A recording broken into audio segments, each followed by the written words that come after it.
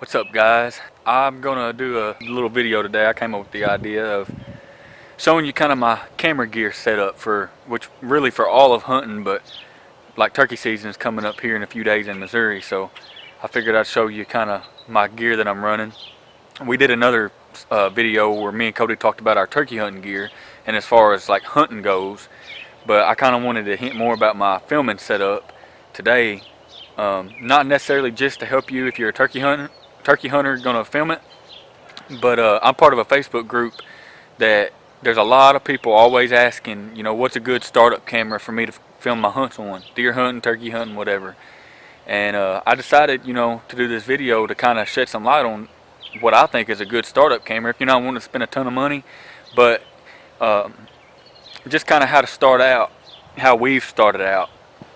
And because whenever I did start out, I looked up a lot of, you type in on YouTube, you learn everything on YouTube, as you know, and you type it in and you're like good cameras for hunting and all these different things, and you can't really find a lot of hunting videos where it talks about the camera that they're running in detail and shows, all the aspects of it, all the different accessories they're running and stuff like that. So I wanted to do that today, not just for turkey hunting, but since turkey season's coming up, I'm going to kind of be more geared towards that. But I'm going to flip the camera around, and I guess we'll get started. Alright, first I'm going to toss my vest off. As you can see, I talked about it in one of my other videos. It's a Cabela's Tater vest. Pretty comfortable, just a tad bit on the heavy side, but it works. As you can see, I keep my decoy in the back. I probably need to get me a sock or something to toss over this, just in case when I'm walking through the woods, I don't get mistaken for a turkey. But what I always keep down in here too is this thing of burlap. I don't know how good you can see me. I'm filming this on my photography camera, so that's another thing too. It's a DSLR. And a lot of people like to film with them. It's a really good video, but as far as self-filming your hunts and stuff, it's pretty tough to do. I love this camera though. It's a Sony AX-33, and I think that I think that it costed me. I got it a year ago. Well, 2 years ago, I think, and it was $700, I believe. You probably can get it cheaper than that now. And I was able to buy it on Amazon, and I paid payments for it, so I got like, $100 payment, and I never really missed the money. And it's one of the best investments that I've got when it comes to hunting and filming my hunts. But I'll get into more details about that here in just a second. But I wanted to show you kind of when I'm setting up on a turkey, or as far as deer hunting goes, I keep a camera arm on my tree, and I might talk about that at a later date, but like I said, turkey season's coming up. So, say I just, I'm getting on a turkey, getting set up. I cut me a hole out, if I can find out where it's at, to fit over this camera. It ain't got to be pretty. I need to make it a tad bit bigger. It ain't got to be pretty or nothing. As long as your lens makes it through that hole. I just do this just to cover up. Mainly, what I like to do is when I set up, I like to put my legs down like this, and I'll usually set my calls in the middle of my lap or beside me when it comes to slate calls and stuff, and that way I'm able to access them. But I can kind of drape this over me and almost use it as like a wall to keep my hands behind, and that way when I'm filming too, that if a turkey's coming, I can kind of be hidden a little better. And it's not too tough to carry around. That's why I just toss it in my vest. Sometimes I don't even use it if it's real thick in that area. And then I just sit here, and I'll kind of talk more about my camera setup here in just a second. Let me get the camera and I'll show you. Okay, so this is me chilling behind the camera, getting ready for a turkey to come in. And I'm running, this camera was my wife's. Or this tripod was my wife's. It's a Sunpack Ultra Pro 423, and as you can see, I bought a little bit of mossy oak bottomland tape off Amazon. That's really not making much of a difference, but I think it looks pretty cool. So but I did it.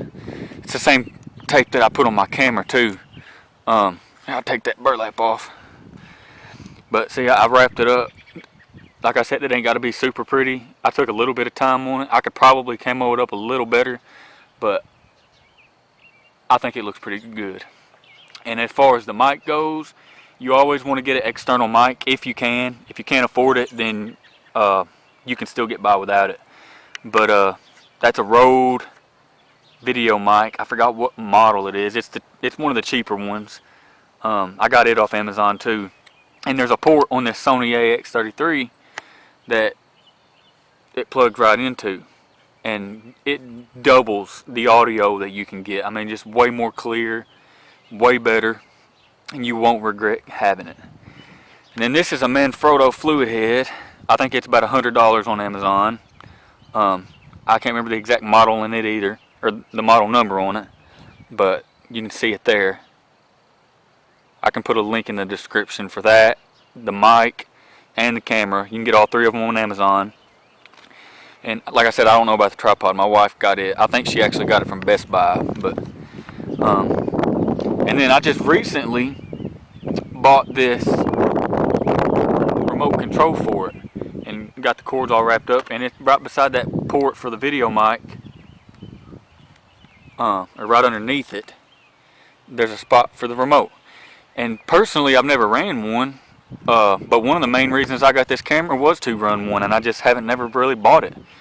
Because you have to get this model right here for it to fit this camera, because Sony has a different port right there, and you can't get a VariZoom or anything else. It's got to be this JJC remote. So open the camera up, and this remote, I've done kind of played around with it a little bit. Makes it a whole lot easier. You can see there's record, and then that right there zooms in, left, the T zooms in, the W zooms out, and then you can put grid line up, which I don't ever use that. Power, this is one of the main things I love about it, this remote, is normally running this camera, you can see what you're filming on this screen. Well, after you let it sit there for a few minutes, it shuts off and it turns black, and you have to close it and open it back up for it to start where you're able to record again. But what I love about this remote is, watch, I'm gonna turn it off. Just by this click of the button, I turn it off, and I can leave it like that. I can leave the camera open, so I don't have to move. If I'm in the deer stand or if the turkey's coming, I just click this button, and it's right back open, ready to record. That's one of the main things I love about it. And the being able to zoom and stuff, it makes it a whole lot smoother footage when you're able to zoom from back here, instead of having to touch the top of this camera and you're bouncing the camera around like this, especially if you're shaking with adrenaline and stuff. I mean, I get excited whenever I'm hunting, so this is going to be a big help for me. And this camera is very user friendly. One of the main things I like about it.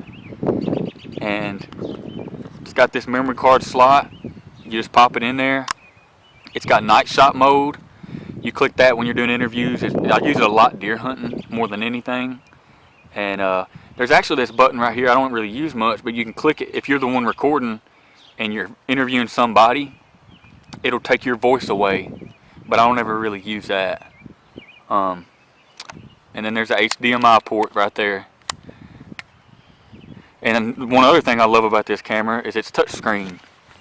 So, I'm sorry, I'm outside filming this. I know there's a glare, but you can see this menu icon up here. You click it, and here you can see a little better. You can see shooting mode, and then you got all these other settings. But shooting mode is where I wanted to go right now. Movie or photo. See, it's very user friendly. I clicked movie. Let me go back. Trying to find. Here we go. I didn't see it. It's down at the bottom.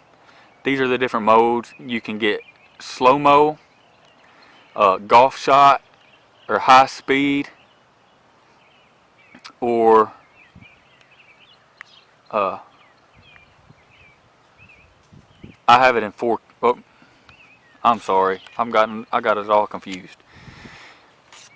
If you go to this right here on this main screen, all these icons pop up. It's quicker for me. You click on that 4K option, and that's what I have. And for you to be able to run, go back to menu, the shooting mode. For the reason these icons down here in the bottom are all dark is because in 4K you can't shoot them. You can't shoot slow-mo in 4K on this. You have to have the frames per second is off. But like I said, let's go back to 4K. If I change this to the AVC HD, or I can't remember about XAVC, I don't never use that. But if you go to AVC and click OK, it takes a second, it'll show executing and then completed. You click OK, and now if I go back to shooting mode, I can run slow-mo. And that's something this camera does really good with, is it takes very good slow-mo footage. I haven't got to use it very much because my editing software just changed, and I was using my phone for the longest, and it made it, the slow-mo footage wouldn't convert over to my phone, so it made it tough to do. But I did play with it a little bit. But now I have Adobe Premiere Elements on the computer, and I'm able to use it. So this turkey season, get ready for some slow-mo footage, especially if we can get some on the ground. But I mean, that's pretty much it. There's other things that you can do on here. I have it in cinema right now. There's these modes right here that shows picture effect. It changes the lighting and everything of the camera. Most of them are kind of goofy looking to me. I just leave it off and just film straight, you know, how it feels. And then when I'm editing, I can change the lighting or whatever. But just, I mean, if you just leave it on normal and don't mess with it, this camera, it takes great footage. That's what the 4K, that's what I love about it. And it's got this eyepiece up here, it pulls out. If you're in a really sunny spot and you don't want to look through that screen, you can look through this eyepiece. I personally don't ever use it. And this does take photos, but I wouldn't recommend it. The photos aren't the greatest. So I got this camera that I'm filming with. It takes way better photos. And if you want to click record, you can record on here, this button right there. Or on the camera, it's just right there on the side. That's what I love about Sony. If I don't mess with none of these settings, if I'm hunting or whatever, I can open that screen and click record and zoom with this on the top, and that's all you got to worry about. You can mess with all the settings later, get to know it better, and all that jazz. But I mean, this is my camera and this is what I like to run. We might do a comparison video. I know Cody, actually, he just this morning bought the Canon Vixia G50, and it's the camera that I almost bought whenever I bought this one. But I just personally like the way Sony does. It's so user friendly, and everything that they do is so, I love being able to use it. Like I said, actually, before I should have said this from the get-go, but before I ever even got this camera, I was running I think it was like $100 or $150 Sony Handycam, the cheapest ones you can get, and that's what we filmed a lot of our hunts on. I mean, they're little, but they take great. You can zoom in a long ways. Most of the videos that are on our channel are from that Sony Handycam, and I still use it for other angles, and that's what Cody was using until he bought that Canon today. So when it comes in, we'll see what is better or what's worse about it, and we might do a comparison video. But I mean, I mainly just wanted to get this out here. If anybody's looking for a filming setup, this is a great camera to start out with. You can go with the AX-33. It's a little higher, and I can't remember, but there's only like one difference in this 33 and the 53, and it's quite a bit more money, I believe.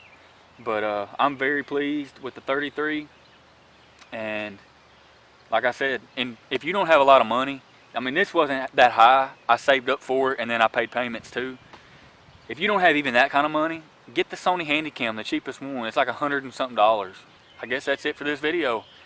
Like I said, turkey hunting's coming up. Cody's got a camera coming in. I got this one. We're going to be hitting the woods pretty hard, especially him during this coronavirus. I'm still having to work. He gets all this free time, so he better do some killing. But anyways, stay tuned for all that content. Good luck to everybody out there turkey hunting. I'm going to include a little clip at the end that I filmed with this camera, just to kind of show y'all some of the good footage that you can get, which sometimes it helps whenever the turkey comes in at point blank range. But this clip that I'm going to put up is my turkey hunt from last year, and I'll put the link in the description to that too. But it just shows what this camera is capable of, and I mean, I'm just very pleased with it. But I hope maybe that somebody will get something from this video, and that it'll educate somebody, maybe help you when you're making a decision on what camera to buy.